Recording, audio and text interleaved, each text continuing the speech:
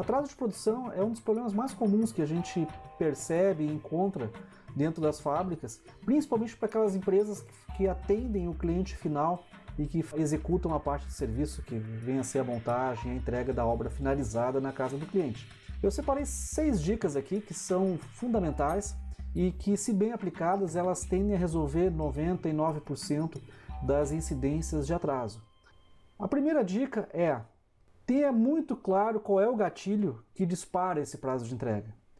É comum existir aquela confusão de mas o prazo de entrega ele começa quando? Quando todas as informações já estão de posse da fábrica, quando o cliente assina o contrato, quando o cliente paga, enfim. É interessante que a gente realmente tenha um padrão para esse gatilho e se ajuste, né, a partir deste evento. Porque se a cada caso for definido um evento diferente para disparar o prazo de entrega, fica difícil de envolver a equipe, de monitorar e de fazer a gestão adequada desse lead time, né, que vai acontecer ali para frente, que seria o prazo, a caminhada até o prazo final.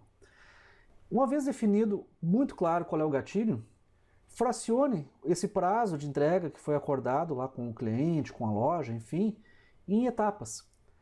Em geral, nós temos aquele reflexo de focar no prazo final, e isso é um erro. Tá?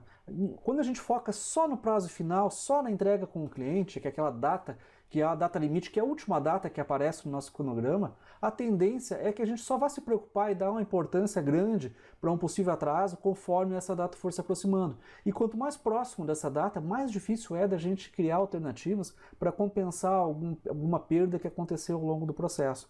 Então, de focar na data de entrega é um problema, tá? Se a gente não tiver o nosso processo fracionado em etapas. Então, se nós fracionarmos o nosso processo em etapas, dividir em fases que tem que acontecer para que aquela data final ela seja cumprida, tudo fica mais simples, porque a gente pode monitorar essas datas, então, e ter um poder de ação mais pontual durante o processo, e não no final.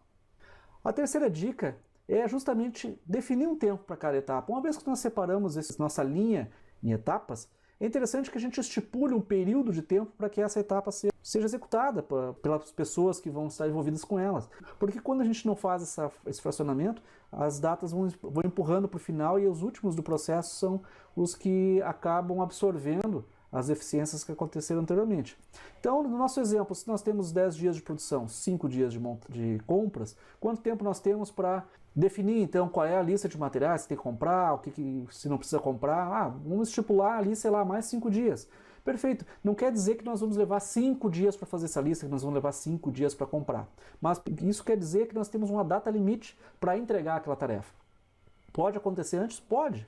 Melhor ainda. Mas o importante é que ela aconteça até aquela data, porque daí sobra o tempo regulamentar para a operação seguinte poder fazer as suas providências para poder também cumprir a sua meta. Então não quer dizer que a produção precise trabalhar 10 dias inteiros em cima daquele pedido.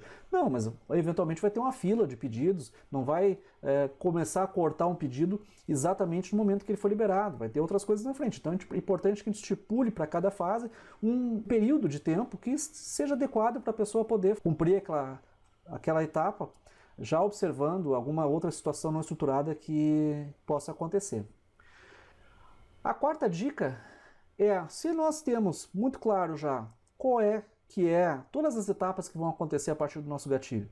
E quanto tempo cada etapa dessa precisa para ser cumprida com um certo conforto? Bom, a soma dessas etapas nos dá uma ideia razoável do que seria o mínimo de prazo de entrega que a gente poderia ofertar para o nosso cliente.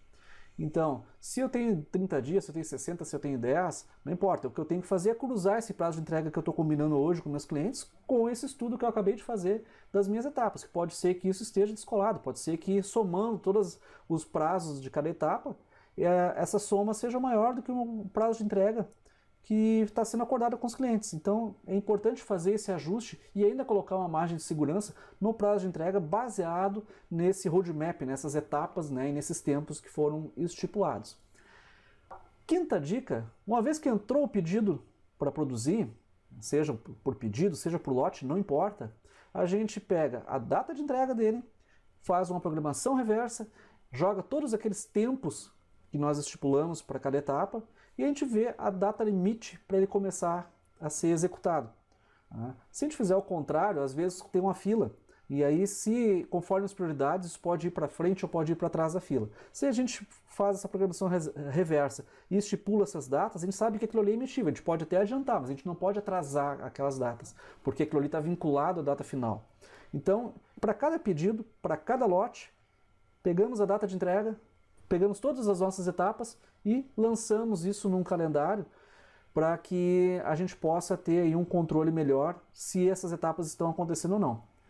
E a sexta dica é divulgar justamente essas datas, combinar essas datas com as pessoas que têm que cumpri-las. Porque, diferente do que costuma acontecer, que é a gente monitorar a data final de entrega, e aí, conforme a coisa vai indo para o final, a gente vai se preocupando e vai cobrando dos últimos aquele resultado. Agora, se a gente tem as datas já pré-definidas, é importante que quem esteja envolvido aí com a gerência e nessas etapas, realmente cumpra essas datas, então faça uma gestão dessas datas, porque se alguma coisa aconteceu errado lá nas compras e vai atrasar 2 dias, legal, não é 2 dias que vão faltar lá um dia antes de entregar a obra, é 2 dias que vão faltar no meio do processo, então a gente tem todo o resto para compensar, juntar a equipe, combinar, se alguém pode ceder algum prazo do seu período ali para compensar, se tem que ser feito alguma coisa. Então a gente tendo tempo, tudo que é feito com antecedência, ele sai mais barato. Aí a necessidade então da gente estipular essas datas, divulgar essas datas e realmente trabalhar para que elas sejam cumpridas. Se isso acontecer, certamente a maioria dos casos de atraso que acontecem hoje vão estar resolvidos. Até a próxima!